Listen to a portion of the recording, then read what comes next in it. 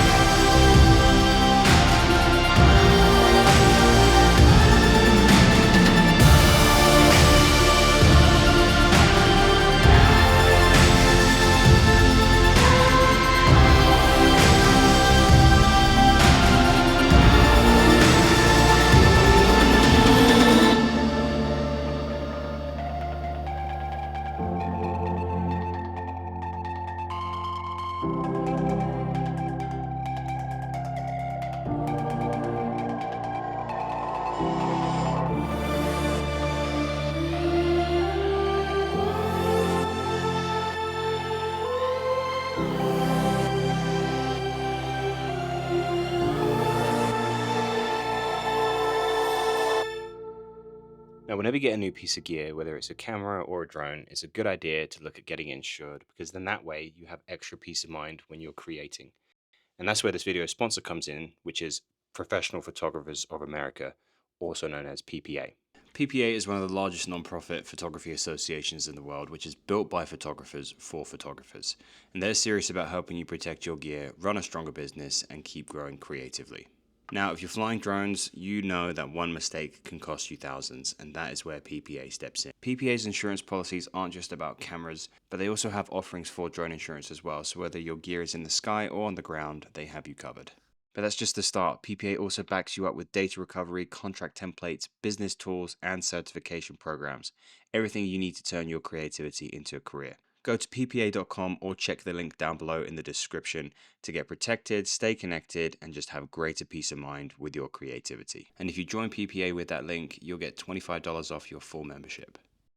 So obviously the biggest change with this drone, and you probably noticed it in the video that I showed you, is that the gimbal has full 360-degree rotation. And you can do it in quick shots if you want to, and you can set in some parameters, the speed of the drone, the speed of the rotation, and how many degrees you want to rotate. Or you can customize one of the scroll wheels on the back of the controller to roll that gimbal. So if I show you right here, if I just move my scroll wheel, I can go whichever direction I want. I can go all the way around. So by setting this customization, you get full creative control with that gimbal roll. Because if you're using the quick shots, if you make any movement with the drone, it will cancel it. And obviously I've just shown you one of the biggest changes that we've seen with the controller, and that is we now have a pop-up screen. So when you open up the screen, the joysticks flip up so you don't have to screw them in, and it turns the controller on. But then the coolest thing is this feature right here. So by rotating my screen, I'm then able to go immediately into vertical shooting, whether it's for photo or video. Now there are some limitations with this. You can only go up and down 11 degrees on the gimbal, because in theory it's moving side to side. Okay, now we have our strong wind warning. So I'm probably going to bring it back now. But if you want to go back to horizontal, then you just rotate the screen again and you're good to go.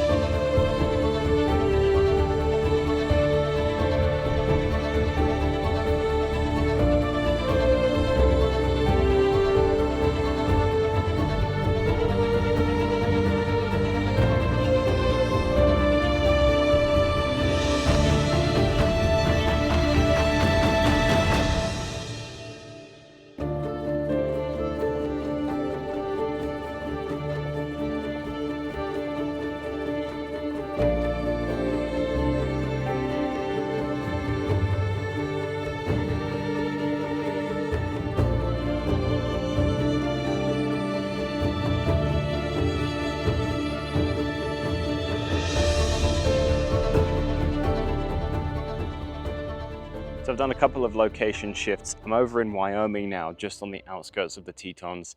And I have the drone up. I'm just waiting for the sun to kind of dip down a little bit. And this drone is absolutely fantastic. It ticks all of the boxes that you could want as a creator for a drone, whether you're filming horizontal, vertical, photo or video. It can literally do everything. And I honestly don't see any drawbacks to this drone. The battery life is absolutely incredible. DJI states around 51 minutes. I would say it's pretty close to that. Strong winds can change it a little bit, and I've been flying a lot in strong winds since I've had it, just due to the weather here.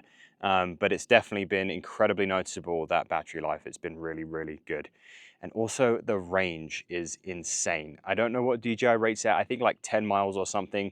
I'm not going to tell you how far I've flown it so I don't get in trouble, but let me tell you, I've flown it pretty far and it's had full signal. I've had zero connection issues. So that might be a combination of this controller, the drone itself, the way that they've done the antennas now, because you can't position them, they just kind of rotate down. All in all, this has, in my opinion, zero drawbacks for kind of an everyday filmmaker. So a quick rundown of the specifications. It is an all-round new camera system on all three of the cameras of this drone. So starting with a 28mm camera, once again, it is Hasselblad. It's a brand new 4/3 CMOS sensor with an f2 aperture rather than f2.8. 100 megapixel photos, up to 6K 60 frames per second for video with 16 stops of dynamic range. The 70mm telephoto camera has improved dynamic range in video with up to 14 stops, 4K 120 FPS for slow motion, and it has full D-Log capability rather than just D-Log M. And the 168mm telephoto camera is a brand new 1.15 of an inch CMOS sensor with f2.8 aperture, 50 megapixels for photos. And if you want to do slow-mo with this one, it can do 4K 100 frames per second. And once again, it has full D-Log rather than just D-Log M. Well, folks, that about wraps it up for this video. If you have any questions about the Mavic 4 Pro, don't hesitate to drop a comment down below, and be sure to check out my Instagram, as I'll be sharing a lot more videos, and I'll be diving into some photos on Instagram as well with this drone, because the photo quality is absolutely incredible. But I wanted this video to just be kind of dedicated to the video specifications and quality of this drone, as I feel that that's where it's made its biggest leaps and bounds. Thanks for tuning in, and I'll see you in the next one.